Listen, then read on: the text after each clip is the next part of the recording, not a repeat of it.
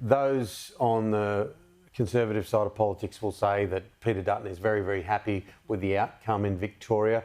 Those on the left may say that the disruption and disturbance is unwanted. What do you make of all that? Because we're not far away from the election. No. Well, Victoria is very interesting because it's a state where Labor stands to lose a number of seats.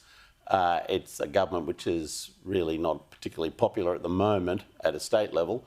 And the Dutton opposition really needs to pick up, half a dozen or more seats in Victoria to have any chance of governing in their own right. So solving the issue of the leadership at a state level is good, but they've got to stop talking about that and move on to the issues that are really concerning Victorians, and they have to reunite the administrative wing of the party, the part of the party that actually puts together the campaign, which would be pretty bruised at the moment as a result of the internal ructions have led to Pizzuto's removal. Very, very damaging for the Victorian Labor Party.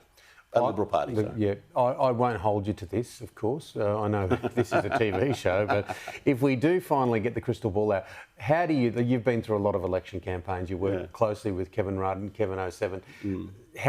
When's it going to be on? How's it going to play out and who's going to win? Right, okay, so very interesting things. One is, I think it'll be in April or May. I don't think it'll be before that. There are indications from the RBA minutes that have just been released that suggest that there's a fair chance that they may have an interest rate cut in February announcements by the RBA. That would be good news for Labor if that were to happen. It would suggest that they're over the worst of the economic issues.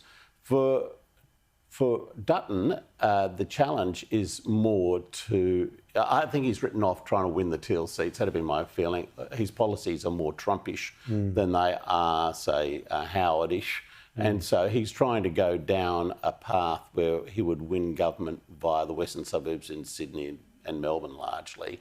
And they're the two big states where the seats are up for grabs. Not many seats elsewhere. Those comments in and around the flag tend to think that too, don't they? Yeah, exactly. He's trying to whip up a sort of a gut reaction amongst people who don't want political correctness or are worried about wokeness.